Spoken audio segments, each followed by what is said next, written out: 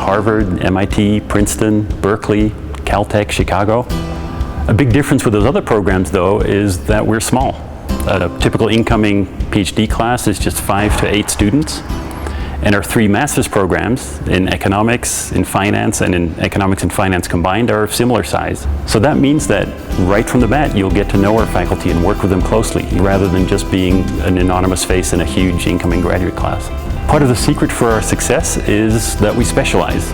We don't do pure theory, we only do applied policy-relevant research. And we focus on behavioral and experimental economics, trade and development, finance, and especially environmental and natural resource economics.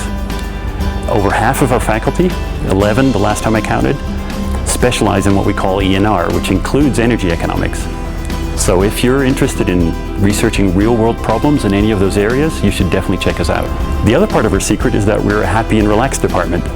Our faculty and students work incredibly hard, but we also take full advantage of all the outdoor opportunities that Wyoming offers, including some wonderful places just minutes from campus.